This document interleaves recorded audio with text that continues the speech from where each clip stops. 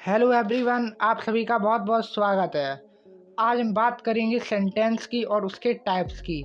मैं इस वीडियो में आपको बताऊंगा सेंटेंस क्या होता है, सेंटेंस से जुड़े हुए सारे राज, उसके सारे टाइप्स जैसे कि सिंपल, कॉम्प्लेक्स, कंपाउंड और भी assertive, negative, declarative, interrogative, imperative, सब कुछ आपको इस वीडियो में बताऊंगा। तो प्लीज़ आपसे मेरी रिक्वेस्ट है, तो नीचे आप स्वैप अप करना बंद कर दीजिएगा और आप इस वीडियो को पूरा देखिएगा, क्योंकि बहुत ही सरल माध्यम से मैंने आपको सब कुछ दिखाया है। तो इसलिए आप वीडियो को पूरा देखिएगा। चैनल पर नए होंगे तो आप अभी उसको सब्सक्राइब कर लीजिए। आज की वीडियो को शुरू करते हैं।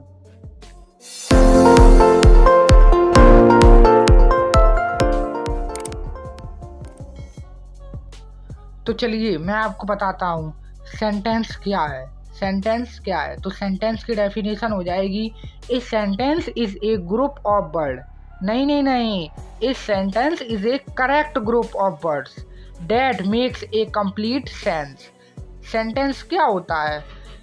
शब्दों का सही क्रम, शब्दों का कैसा सही समूह या सही क्रम, ये क्या कहलाएगा? सेंटेंस कहलाएगा, जो कि एक अपने आप में कोई एक मीनिंगफुल हो, एक वो मीनिंग दिखाए, वही हो जाएगा हमारा सेंटेंस।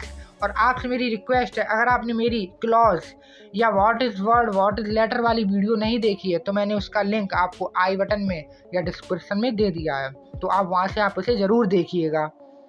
एग्जाम्पल देखते हैं। This is a boy, this is a boy, यह एक लड़का है। तो ये क्या हो जाएगा? हमारा सब्जेक्ट हो जाएगा। अगर हम कर दें इज दिस बॉय ए, तो ये भी शब्दों का समूह है, लेकिन ये क्या है? सेंटेंस नहीं है। तो इसीलिए मैंने आपको डेफिनेशन में बताया कि शब्दों का सही क्रम, शब्दों का सही क्रम क्या कहलाएगा? सेंटेंस कहलाएगा। अब हम जानते हैं टाइप्स ऑफ सेंटेंस। बहुत से लोग आपसे पूछते हैं टाइप्स ऑफ सेंटेंस क्या है, तो आप कहते हैं सिंपल, कॉम्प्लेक्स, कंपाउंड। फिर लोग आपसे कहते हैं कि इस नहीं ये तो असर्टिव, नेगेटिव है। तो आज आपको सब कुछ क्लियर हो जाएगा। जब हम बात करते हैं रचना के आधार पर, किसकी रचना के आधार पर, तो वहाँ पर रचना के आधार पर बात करते हैं तो सेंटेंस के 3 टाइप्स होते हैं, सिंपल, कंपाउंड और कॉम्प्लेक्स। सिंपल जिसको क्या कहेंगे? साधारण वाक्य। कंपाउंड जिसको कहेंगे संयुक्त वाक्य। और कॉम्प्लेक्स जिसको हम क्या कहेंगे? मिश्रित वाक्य। अब हम इनको एक एक करके विस्तार से देखते हैं। तो सिंपल सेंटेंस क्या है? तो आपको एक सिंपल सेंटेंस में ज़्यादा कुछ नहीं, एक सिंपल सेंटेंस में आपको एक सब्जेक्ट और एक वर्ब मिलेगी। तो कहने का मीन्स है, एक सिंपल सेंटेंस में एक सब्जेक्ट और एक वर्ब होती है, जो कि कैसी रहेगी? मीनिंगफुल रहेगी। Example, Ram is a good boy, Ram is a good boy. तो राम क्या है? सब्जेक्ट है, और गुड क्या है? हमारी वर्ब है। और ये सेंटेंस कैसा है? अपने आप में मीनिंगफुल है। हमको क्या पता चल रहा है? कि राम एक अच्छा लड़का है। अब देखते हैं कंपाउंड सेंटेंस यानी संयुक्त वाक्य। कंपाउंड सेंटेंस क्या होता है? संयुक्त वाक्य। तो कंपाउंड सेंटेंस में 2 इंडिपेंडेंट क्लॉज होती है। अब आप कहेंगे ये इंडिपेंडेंट क्लॉज क्या होता है? तो इसीलिए मैं आपसे अभी भी कह रहा हूँ, आप क्लॉज वाली वीडियो को ज़रूर देख लीजिएगा, क्योंकि वो आपके लिए बहुत ही ज़्यादा हेल्पफुल होगी।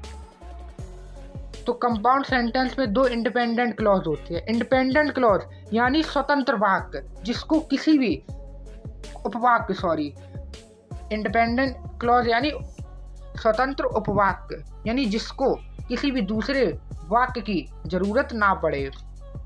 एग्जाम्पल है, he was tired for he went to bed early. Example को देखने से पहले मैं आपको इसकी एक ट्रिक बताता हूँ। तो वो ट्रिक है फैन वॉइस की। फैन वॉइस जिसका मीन्स है F for for, A for and, N for nor, B for but, O for or, Y for yet, S for so. तो कंपाउंड सेंटेंस का एग्जाम्पल हो जाएगा, he was tired for he went to bed early. वह थका हुआ था, इसलिए वह कहाँ गया? सोने चला गया। तो ही वॉज टायर्ड ये कैसा है? यह एक इंडिपेंडेंट क्लॉज है, यानी स्वतंत्र उपवाक्य। इसको किसी भी दूसरे वाक्य की, छोटे मोटे वाक्य की जरूरत नहीं पड़ेगी। और he went to bed early, अगर हम दोनों को तोड़ दें तो दोनों सेंटेंसों को किसी की जरूरत नहीं पड़ेगी, लेकिन 2 उपवाक्य मिलकर क्या बना देंगे? एक वाक्य बना देंगे, जो हमारा एग्जाम्पल कहलाएगा। एक तो ये रहा तरीका। दूसरा है फॉर।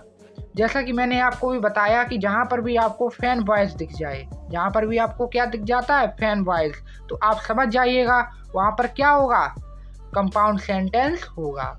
तो ये थी शानदार सी ट्रिक। तो आपको डिसाइड करना है आपको क्या अच्छा लगा। अब देखते हैं कॉम्प्लेक्स सेंटेंस की। तो कॉम्प्लेक्स सेंटेंस होता है, एक complex sentence has an independent clause and at least one dependent clause और एक कॉमा। यानी एक कॉम्प्लेक्स सेंटेंस में आपको एक इंडिपेंडेंट क्लॉज देखने को मिलता है और एक डिपेंडेंट क्लॉज, यानी एक ऐसा क्लॉज जो कि दूसरे क्लॉज पर आश्रित हो, उसे ही हम क्या कहेंगे, डिपेंडेंट क्लॉज कहेंगे। और क्या मिलेगा आपको, एक कॉमा मिलेगा। तो इसका एग्जाम्पल है although the farmer is ready, although the farmer is ready, यद्यपि किसान तैयार है, यद्यपि किसान तैयार है। तो आपको कैसा लगा ये वाक्य सुनकर? आपको ऐसा लगा कि ये वाला जो इतना पार्ट है सेंटेंस का, इसको दूसरे पार्ट की ज़रूरत है। यद्यपि किसान तैयार हुआ तो मतलब क्या, आगे देखते हैं। The ground is still too wet to plough, लेकिन ज़मीन अभी भी बहुत गीली है। जो लास्ट वाला सेंटेंस है, अगर हम उसको देखें तो इसको किसी भी सहारे की ज़रूरत नहीं है क्योंकि ज़मीन अभी भी गीली है। लेकिन जो पहला वाला सेंटेंस है, किसान हालांकि किसान तैयार है, इसको दूसरे उपवाक्य की ज़रूरत पड़ेगी। तो ये था हमारा कॉम्प्लेक्स सेंटेंस। ये आपको कैसा लगा हमें कमेंट में ज़रूर बताइएगा। इसका एक और एग्जांपल देखते हैं। When the cake is brown, when the cake is brown, comma, take it out the oven. आपको कॉमा भी मिला comma. When the cake is brown, जब भी केक भूरी हो जाए, केक कैसी हो जाए, भूरी हो जाए, तो क्या करेंगे, केक भूरी हो जाए। तो आपको क्या लगा सुन के, कि आपको ऐसा लगा ये वाला उपवाक्य जो है, ये वाला क्लॉज दूसरे क्लॉज पर निर्भर है। तो दूसरा क्लॉज क्या है, take it out the oven, तो इसे ओवन से निकाल लो। तो ये वाला कैसा हो जाएगा, इंडिपेंडेंट क्लॉज हो जाएगा, इसको किसी के दूसरे क्लॉज के सहारे की ज़रूरत नहीं पड़ेगी।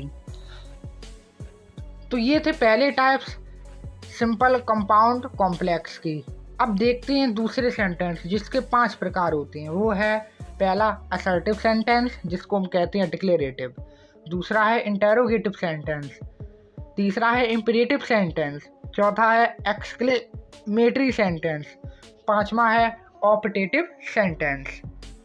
तो ये भी सेंटेंस के प्रकार होती है, लेकिन इनको एक संज्ञा दी गई है, क्या, नेचर ऑफ सेंटेंस। ये क्या है, सभी वाक्य का स्वभाव। अगर वाक्य आपका साधारण है तो वाक्य का स्वभाव कैसा हो जाएगा, कि वाक्य साधारण है। वाक्य आपसे प्रश्न पूछता है तो वाक्य का स्वभाव क्या हो जाएगा, कि वाक्य आपसे प्रश्न पूछ रहा है। तो ऐसे चलता है इसका सिस्टम पूरा।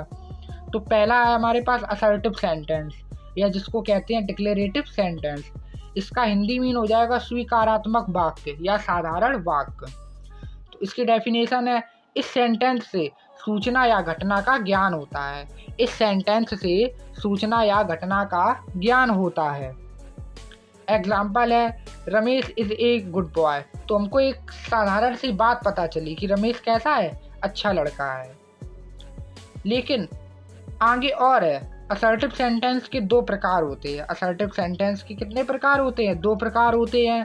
नंबर 1 अफर्मेटिव और नंबर 2 नेगेटिव। अफर्मेटिव कहने का मतलब है कि वाक्य कैसा होना चाहिए, पॉजिटिव होना चाहिए, उसको भी हम कह सकते हैं साधारण वाक्य। और नेगेटिव यानी नकारात्मक, यानी नॉट लग जाएगा तो वाक्य आपका कैसा हो जाएगा, नेगेटिव हो जाएगा। या नेवर लग जाए तब भी आपका वाक्य नेगेटिव हो जाएगा। जैसे he is not a naughty boy, वह एक शरारती लड़का नहीं है। तो यहाँ पर यह क्या हो जाएगा, नेगेटिव सेंटेंस हो जाएगा। अब आप एग्ज़ाम में कोई भी मार्क को आसानी से प्राप्त कर सकते हो। Number 2 interrogative sentence. ये क्या होता है, इंटेरोगेटिव सेंटेंस ऐसे वाक्य जिनमें कोई प्रश्न पूछा गया हो, वो हमारा क्या कहलाएगा, interrogative sentence. Sentence where a question is asked, sentence where a question is asked. Example, what is your name, तुम्हारा क्या नाम है, कमेंट में बताना। Okay, where do you live, आप कहाँ से हैं, आप कहाँ से मेरी वीडियो को देख रहे हैं, ये भी आपको कमेंट में बताना है। एक और एग्जाम्पल, डू यू नो मी, क्या तुम मुझे जानते हो। तो इनमें एक प्रश्न आ रहा है कि आप क्या कर रहे हैं, आप क्या है, आप क्या मुझे जानते हैं। तो ये हमारा क्या हो जाएगा, इंटेरोगेटिव सेंटेंस हो जाएगा।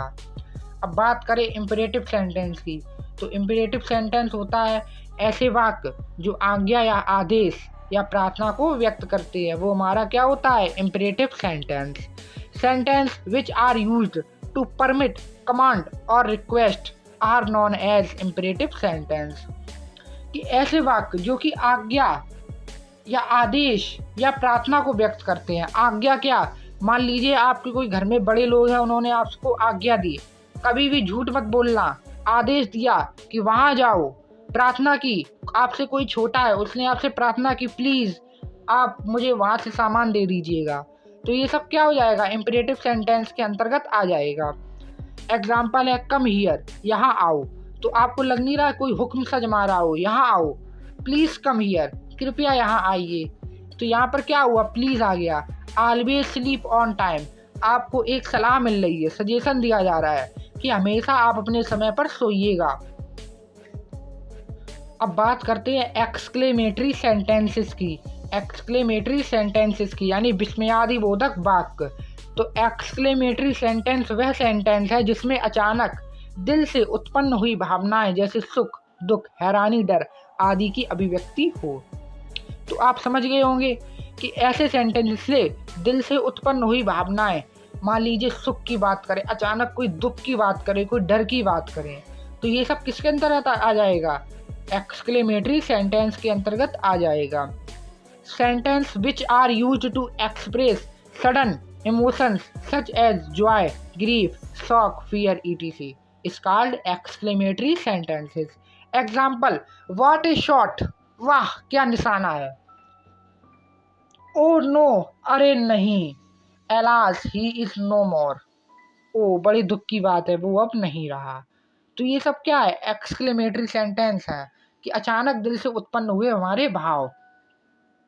अब हम देखते हैं हमारा लास्ट ऑप्टेटिव। आप इसको ज़रूर देखिएगा, अगर आप यहाँ तक देखे हैं तो इस वीडियो को पूरा ज़रूर देखिएगा। अगर आपने चैनल को अभी तक सब्सक्राइब नहीं किया है तो प्लीज़ प्लीज़ प्लीज़ सब्सक्राइब ज़रूर कीजिएगा और कमेंट कर दीजिएगा। आपकी कमेंट पर हम लोग बहुत ज़्यादा मोटिवेट हो जाते हैं और आपके लिए ही मेहनत करते हैं। ऑप्टेटिव सेंटेंस यानी इच्छा सूचक वाक्य, तो इसकी यही ट्रिक है, इच्छा सूचक यानी इच्छा से रिलेटेड जितनी भी चीज़ें हों वो किस में आएंगी, ऑप्टेटिव सेंटेंस में आती हैं। ऐसे सेंटेंस या ऐसे वाक्य जिनमें दुआ या प्रार्थना की गई हो। Sentence which are used to pray, wish और सेल्फ और others. Example, wish you a very very happy birthday, यानी आप समझ गए होंगे यहाँ पर जन्मदिन की बहुत सारी शुभकामनाएं दी जा रही हैं। जैसा कि अगला सेंटेंस, गॉड ब्लेस यू, भगवान, गॉड ब्लेस यू, भगवान तुम्हारा भला करे, तो ये भी एक क्या है, दुआ है। मे यू लिव लॉन्ग, ये भी आपके लिए एक दुआ है कि मे यू लिव लॉन्ग, आप दीर्घायु रहें। तो ये थी हमारी सेंटेंस और सेंटेंस के टाइप्स की। तो मैंने आपको 12 मिनट में, 10 मिनट में ही आपको मैंने सेंटेंस का पूरा सिस्टम समझा दिया। तो इसी बात पर वीडियो को लाइक नहीं करेंगे, कर दो, सब्सक्राइब कर लो क्योंकि ये फ्री है। Subscribe because it's free. And thanks for watching. मिलते हैं अगली वीडियो में।